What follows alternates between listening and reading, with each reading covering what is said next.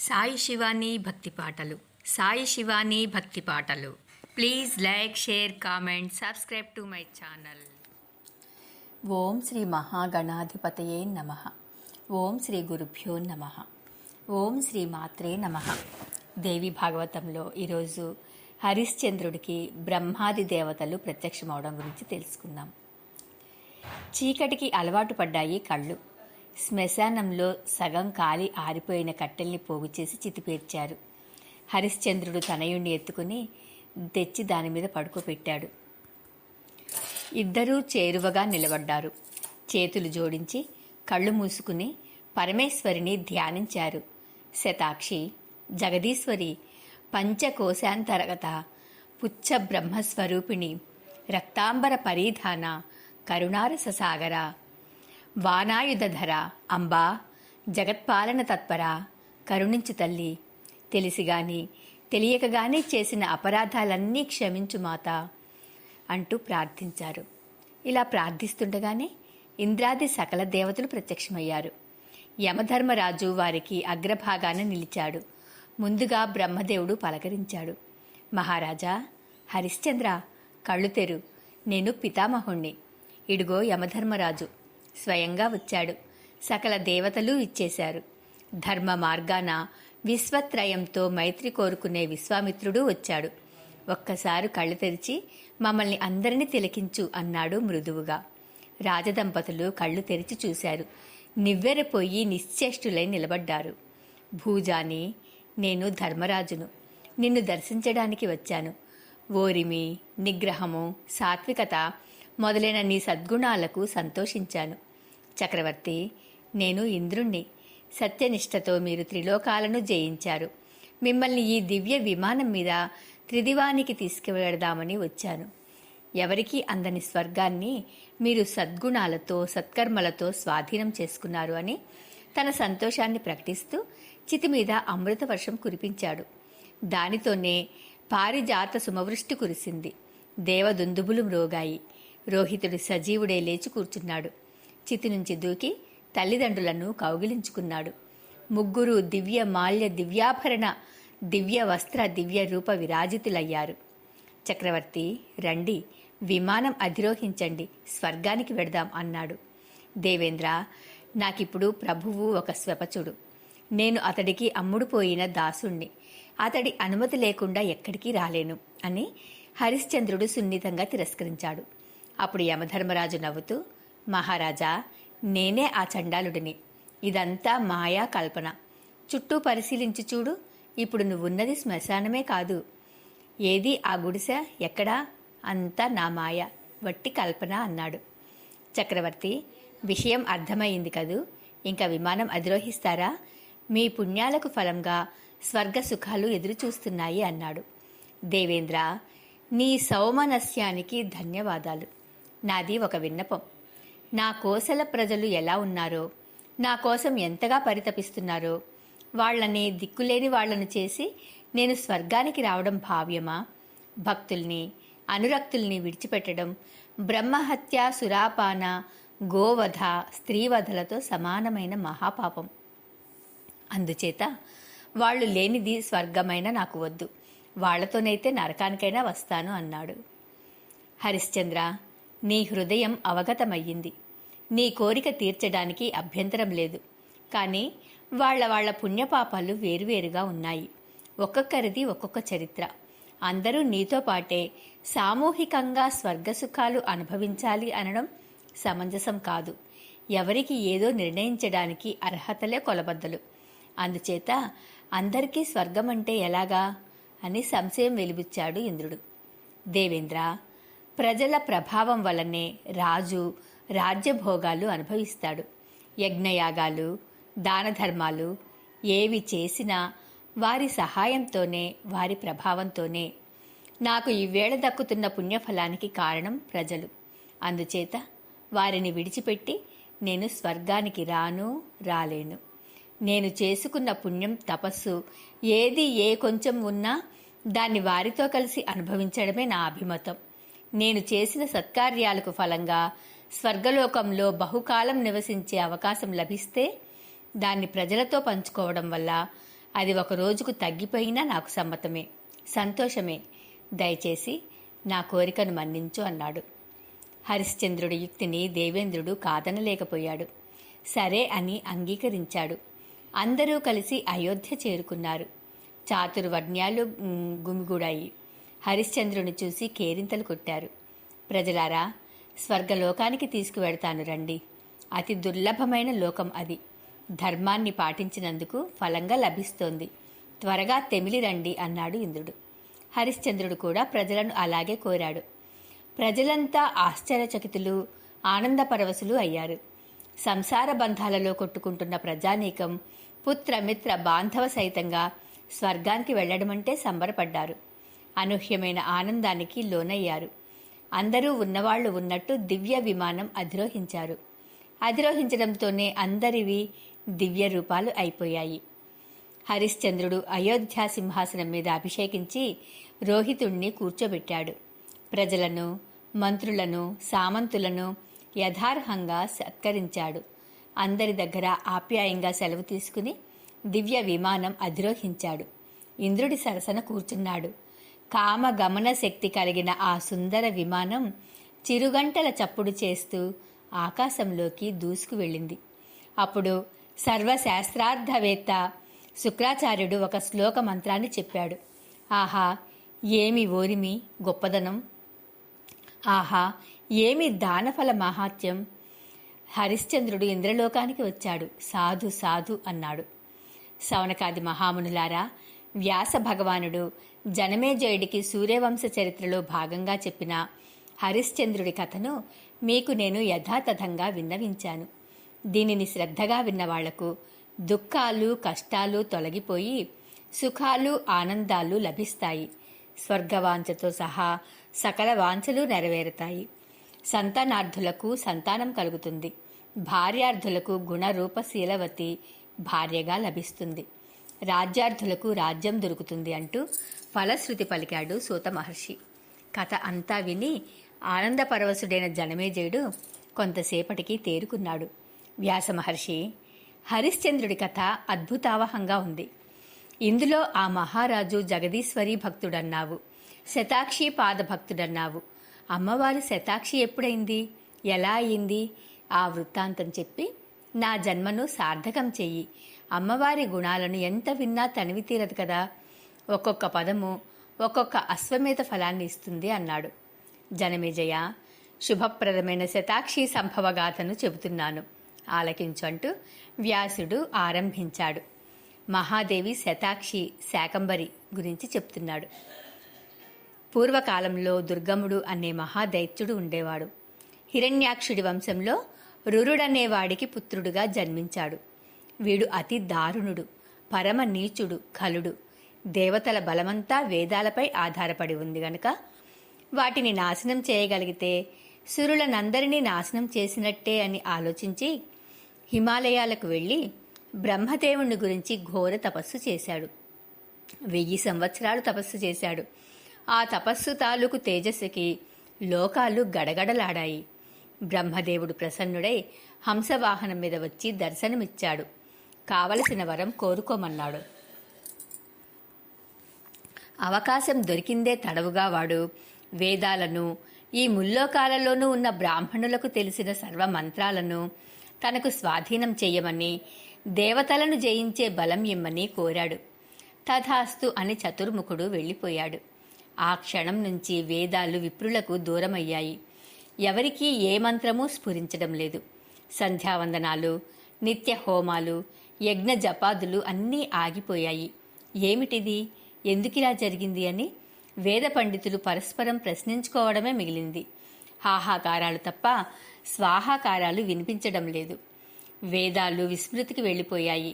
ఇప్పుడేం చెయ్యాలి, ఏది దారి? ఏమీ తెలియని గందరగోళం భూగోళమంతటా అలముకుంది. యజ్ఞాలు లేకపోవడంతో హవిర్భాగాలు అందక నిర్జరులు ముసలివాళ్లు అయిపోయారు, నీరసపడ్డారు. ఇదే అదను అనుకొని దుర్గముడు అమరావతిని ముట్టడించాడు. వాడిది వజ్రదేహం. ఇంద్రాది దేవతలంతా ఉడలి ఒత్తులై ఉన్నారు. ఎదిరించలేక పలాయనం చిత్తగించారు. కొండలకు కోనలకు పారిపోయి తలదాచుకున్నారు. పరాశక్తి జగన్మాతను అర్చించారు. హోమాలు జరగకపోవడం వల్ల వర్షాలు కురవలేదు. నేల అంతటా ఎండి బీటలు తీసింది. మహాసముద్రాల్లాంటి చెరువులు ఎండిపోయాయి. నూతులలో తడి అన్నది లేదు. నదీ నదాలలో నీటి చుక్క లేదు. దిగుడు బావులలో తేమ అయినా లేదు. ఈ అనావృష్టి నూరేళ్లు కొనసాగింది. జంతువులు, పక్షులే కాదు, మనుష్యులు కూడా వేల సంఖ్యలో మరణించారు. ఇంటింటా శవాలు, ఊరూరా కళేబరాల గుట్టలు. బ్రాహ్మణులకు ఏం చెయ్యాలో తోచలేదు. అందరూ కూడబలుకుని హిమాలయాలకు వెళ్లారు. పరమేశ్వరిని ఆరాధించారు. నిత్యము స్తుతించారు. నిరాహారులై జగన్మాత పాదాలనే శరణు వేడారు. మహేశాని, పామర జనాన్ని దయచూడు. సర్వాపరాధాలు చేశారు. అయినా నీ బిడ్డలు కన్నతల్లివి. నీకు ఇంతటి కోపమైతే ఎలా తల్లి? సర్వాంతర్యామిని, కోపం ఉపసంహరించు. నువ్వు ఎలా నడిపిస్తే అలా నడిచే అమాయకులను ఇలా శిక్షించడం న్యాయమా? నువ్వు తప్ప మరి దిక్కులేని జనం.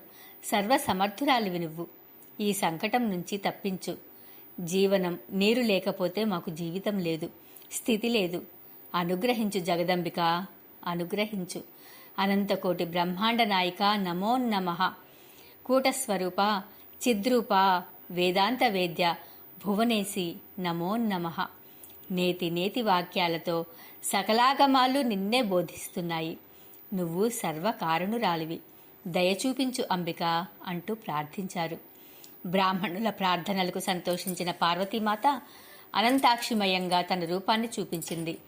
కాటుక కొండలాంటి శరీరం, కాటుక దిద్దిన కన్నులు, బలిష్టము, ఉన్నతము, కర్కశము అయిన గుండ్రని వక్షస్థలం, మహాధనుస్సు మొదలైన ఆయుధాలతో పాటు ఫల పుష్ప వనమూలికా శాఖాదులను ధరించిన అనంత హస్తాలు, ఆకలి దప్పులను తీర్చే అమృత హస్తాలు. ఆ రూపం సర్వ సౌందర్యసారంగా ఉంది. లావణ్యం తొణికిసలాడుతోంది. కోటి సూర్య సమప్రకాశంగా ఉంది. కరుణారస సముద్రం ఆవిర్భవించినట్లుంది. అమ్మవారి అనంత నయనాల నుంచి లోకాలన్నింటా ధారలుగా వర్షం కురిసింది. కుంభవృష్టి, నవరాత్రాలు కురిసింది. దుఃఖిస్తున్న ప్రజలను చూసి ఆ తల్లి అనంత నయనాలు ఇలా వర్షించాయి. లోకాలు సంతోషించాయి. ఓషధులు పులకించాయి. నదీ నదాలు, వాపీకూప తటాకాలు గిర్రున నిండాయి. మోచయామాస లోకేషు వారిధారాః సహస్రశః. నవరాత్రం మహాన్ వృష్టిరభూన్నేత్రోద్భరైర్జలైః. దుఃఖితాన్ వీక్ష్య సకలాన్ నేత్రాశ్రూణి విముంచితి. తర్పితాస్తేన తే లోకా ఓషధ్యః సకలాసి. కొండల్లో కోనల్లో దాక్కున్న దేవతలందరూ వెలుపలికి వచ్చారు. విప్రులతో గొంతు కలిపి శ్రీమాతను స్తుతించారు. నమో వేదాంత వేద్యేతే నమో బ్రహ్మస్వరూపిణి స్వమాయయా సర్వజగద్విధాత్రై నమో నమః. భక్తకల్పద్రుమే దేవి భక్తార్థం దేహధారిణి నిత్యతృప్తే నిరుపమే భువనేశ్వరితే నమః.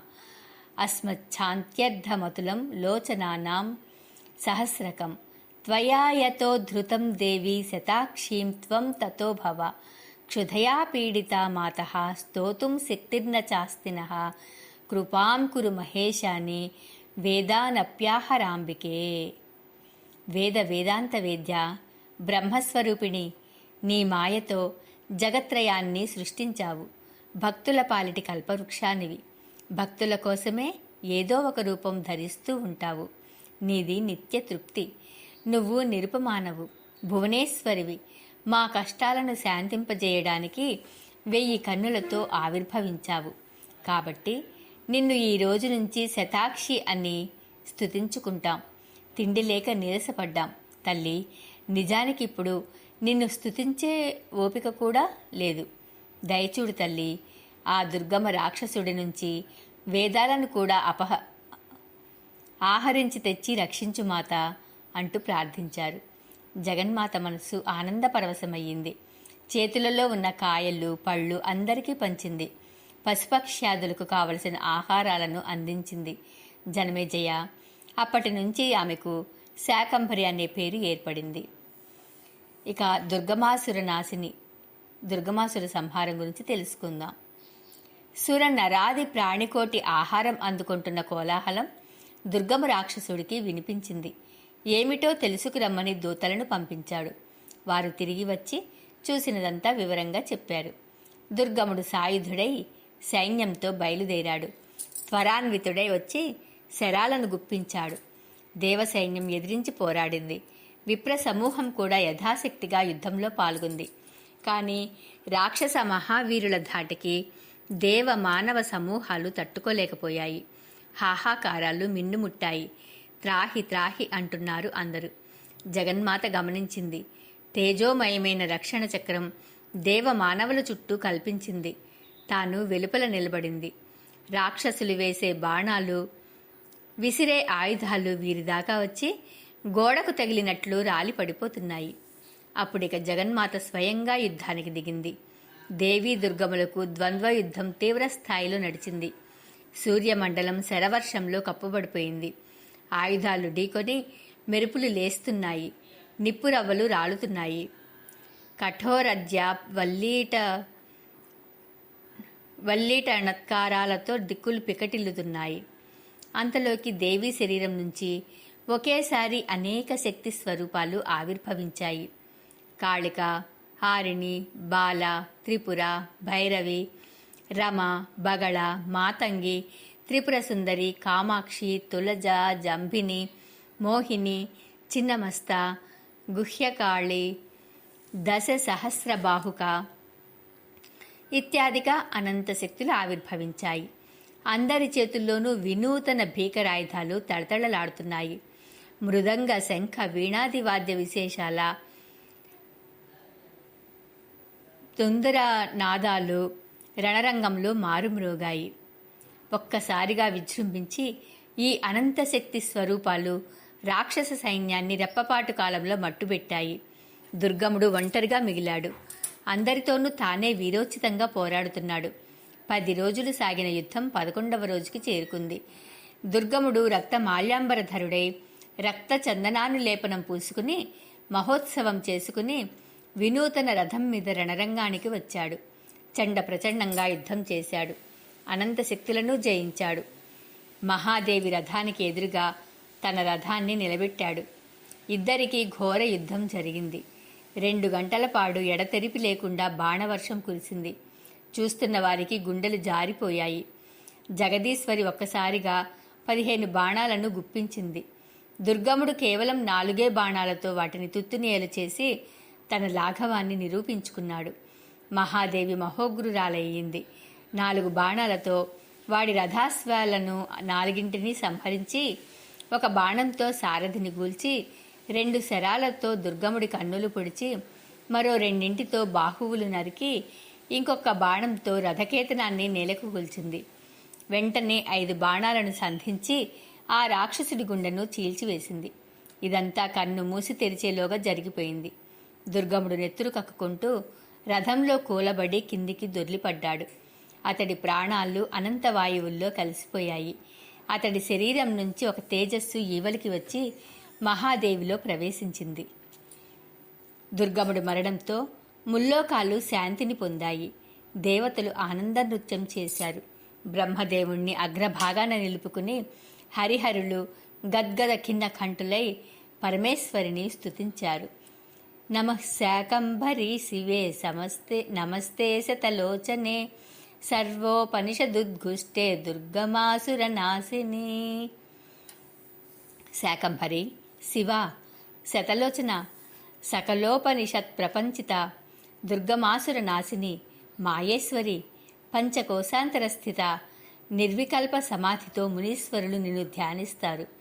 నువ్వు ఓంకారానివి, అనంతకోటి బ్రహ్మాండ జననివి, దివ్య మంగళ విగ్రహవు.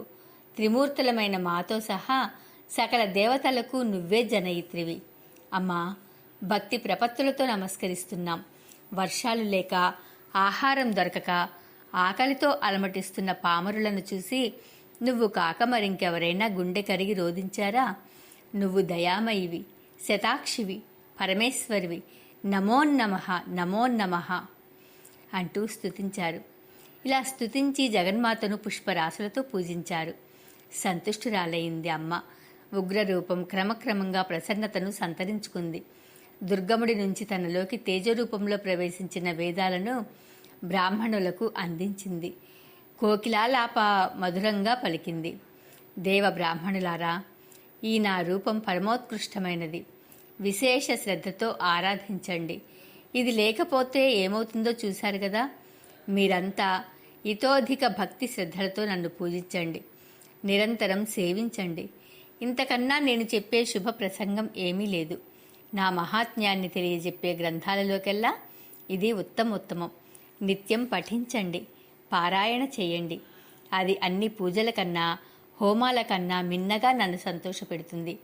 ఆ సంతుష్టితో మీ ఆపదలనన్నింటినీ తొలగిస్తాను.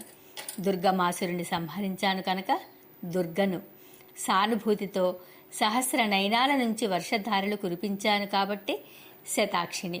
ఈ రెండు నామధేయాలలోనూ ఉన్న తత్వాన్ని గ్రహించి జపించిన వారు మాయావరణాన్ని ఛేదించుకుని ముక్తి పొందుతారు.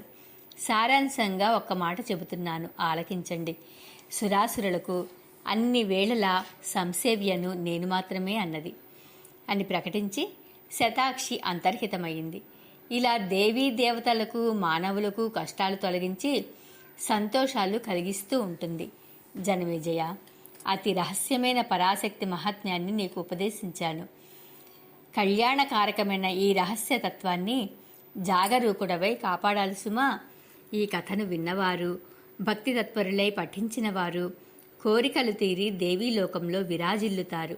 జనమేజయ, ఇది సూర్యవంశపు రాజుల చరిత్ర. చంద్రవంశంలోనూ ఇలాగే దేవీ భక్తి తత్పరులైన మహారాజులున్నారు. సృష్టిలో విభూతిమంతము శ్రీమంతము ఊర్జితము అయిన ప్రతిసత్వము అంటే ప్రాణి పరాశక్తి అంశ సంభవ్యాన్ని తెలుసుకో. వీరే కాదు, పరాశక్తి ఉపాసకులైన తక్కిన రాజులు అందరూ కూడా సంసార తరుమూలానికి గొడ్డళ్ళు.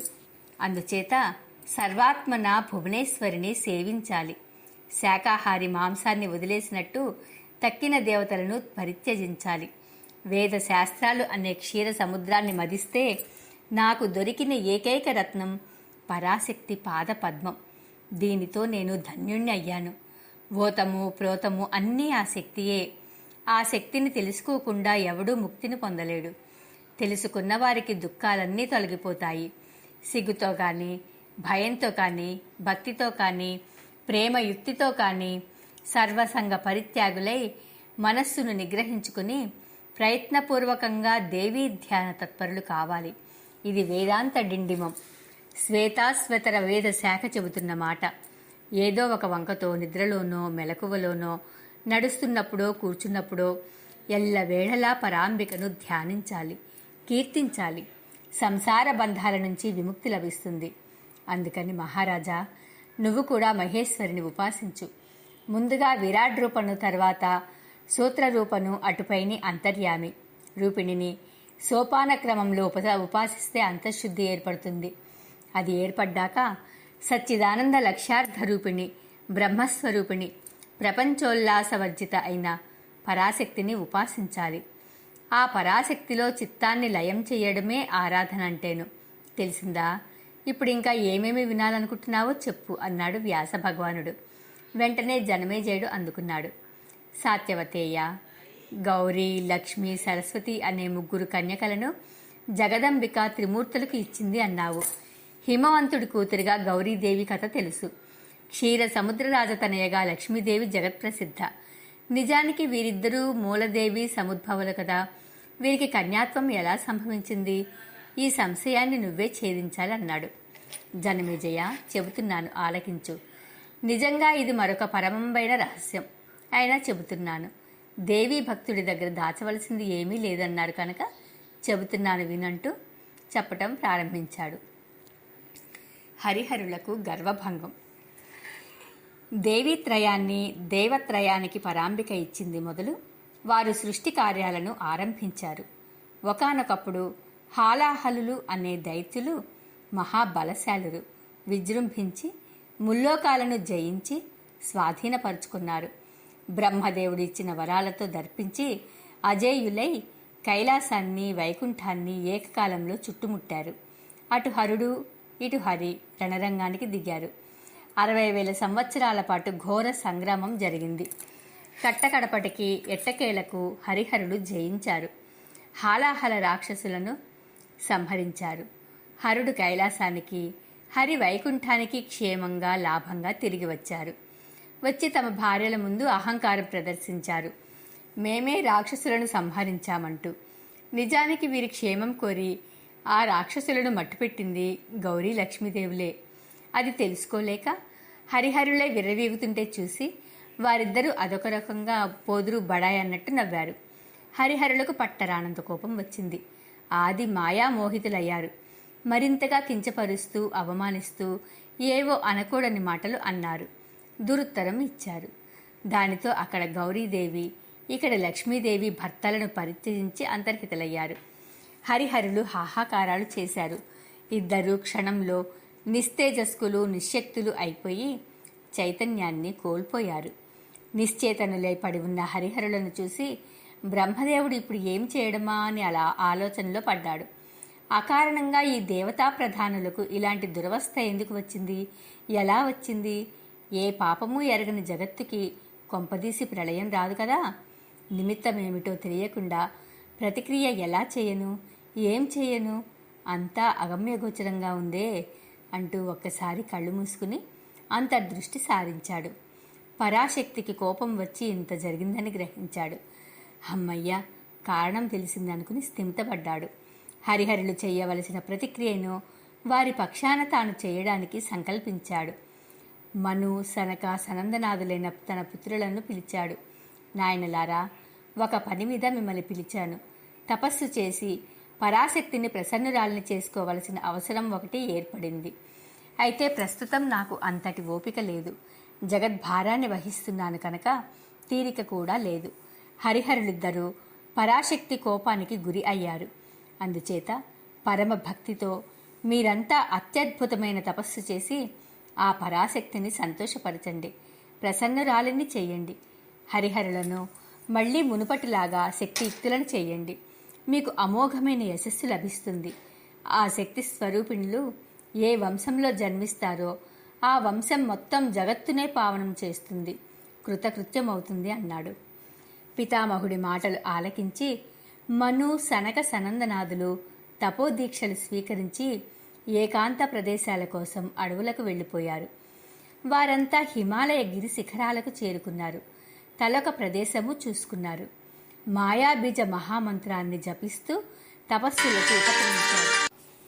1,00,000 సంవత్సరాలు సాగింది వారి మహాతపస్సు. అప్పటికి దేవి ప్రసన్నురాలై ప్రత్యక్షమయ్యింది. దర్శనం అనుగ్రహించింది. పాశాంకుశ వరాభయ హస్తాలతో, కరుణారస తరంగితమైన చూపులతో సచ్చిదానంద స్వరూపిణి అగుపించింది. మునీశ్వరులు భక్తి పారవస్యంతో స్తుతించారు. విశ్వరూప, అగ్నిరూప, జలరూప, మా సూత్రాత్మ శరీరిణి నమోన్నమః. లింగదేహాలు అన్నీ నీలోనే ఓ తప్రోతంగా ఉంటాయి. నువ్వు ప్రజ్ఞాస్వరూపవు, అవ్యాకృతమూర్తివి, ప్రత్యక్షస్వరూపవు, బ్రహ్మమూర్తివి, సర్వరూప, సర్వలక్ష్మణాత్మమూర్తి నమోన్నమః అంటూ స్తుతులు సాగించారు. అందరూ సాష్టాంగపడ్డారు. అమ్మవారు సంతుష్ట అయ్యింది. వీణానాదంలా పలికింది. నేను వరదాయిని, కోరుకోండి ఏమి కావాలో అంది. హరిహరులను శక్తియుక్తులను చైతన్యవంతులను చేయమని అందరూ ఏకకంఠంతో అడిగారు. దక్షుడు ప్రత్యేకంగా ఒకటి కోరాడు. జగదంబిక, నువ్వు మా ఇంటిలో జన్మించాలి. నా జన్మ చరితార్థం అవ్వాలి. జపము, ధ్యానము, పూజ, స్థానము, విధి విధానము అన్నీ నీ నోటి నుంచి విని తెలుసుకోవాలి అనుకుంటున్నాను. దయచేసి అనుగ్రహించు అని అభ్యర్థించాడు. మునీశ్వరులారా, హరిహరులు నా శక్తులను కించపరిచారు, అవమానించారు. వారికి ఆ శక్తులను ఇచ్చేటప్పుడే చెప్పాను, అవమానిస్తే ఊరుకోనని. అయినా అవమానించారు. అందుకని హరిహరులకు ఈ దురవస్థ వచ్చింది. అటువంటి అపరాధాలు ఇక ముందు ఎప్పుడూ ఎవ్వరూ చేయకుందురు కాక. మీరు కోరారు కనుక ఈసారికి హరిహరులను క్షమిస్తున్నాను, స్వస్థత చేకూరుస్తున్నాను. లక్ష్మీ పార్వతులు ఒకరు క్షీరసాగరంలోనూ ఒకరు దక్షిణ ఇంటిలోనూ ఆవిర్భవించి హరిహరులను అందుకుంటారు అని చెప్పింది. జపము, ధ్యానము గురించి అడిగారు కదూ, వినండి. మాయా బీజమే మహామంత్రం. అదే నాకు అత్యంత ప్రియకరం. ధ్యానించవలసింది విరాట్ స్వరూపాన్ని, లేదా ఇదిగో మీ ఎదుట ఉన్న ఈ రూపాన్ని. సచ్చిదానంద రూపంగానైనా ధ్యానించవచ్చు. ఇంకా స్థానం అంటారా? సర్వ జగత్తు నా స్థానమే. సర్వదా జపించండి, ధ్యానించండి, అర్చించండి అని ఆజ్ఞాపించి మణిద్వీపాధివాసిని జగదంబిక అంతర్ధానం చెందింది. మునీశ్వరులు మహోల్లాసంగా చతుర్ముఖుణ్ణి చేరుకున్నారు. జరిగినదంతా వివరంగా చెప్పారు. పితామహుడు సంతోషించాడు. తరువాత కొంతకాలానికి దక్ష ప్రజాపతి ఇంటిలో మహాశక్తి జన్మించింది. దేవతలు సంతోషించి పుష్పవృష్టి కురిపించారు. త్రిలోకాలలోనూ మహోత్సవం జరిపించారు. దేవదుందుపులు మ్రోగాయి. సాధు సజ్జనుల మనస్సులు ప్రసన్నమయ్యాయి. సూర్యుడు మునుపటి కన్నా కళకళలాడాడు. సర్వమంగళ ఆవిర్భవించడంతో జగత్తంతటా సన్మంగళాలు జరిగాయి. ఆ అమ్మాయికి సతీ అని పేరు పెట్టారు. పెరిగి పెద్ద అయ్యాక శివుడికిచ్చి వివాహం జరిపించారు. శక్తియుక్తుడయ్యాడు శివుడు. దురదృష్టవశాత్తు సతీదేవి అగ్నిప్రవేశం చేసింది అంటూ వ్యాసుడు నిట్టూర్చాడు. వ్యాస మహర్షి, అమంగళం, అనర్థకరం, అది ఎలా జరిగింది? అంతటి మహాశక్తి అగ్నిలో దగ్ధమవడమా? ఆ మహాశక్తి నామధేయాన్ని జపిస్తే చాలే మానవులకు సంసారాగ్ని భయాలు తొలగిపోతాయి. ఏ కర్మ విపాకం వల్ల ఇది జరిగిందో అంటూ జనమేజయుడు వ్యాసుడితో అన్నాడు. ఇక రేపటి రోజున దక్షుడు చేసిన అపరాధం గురించి తెలుసుకుందాం. ఓం శ్రీ మాత్రే నమః.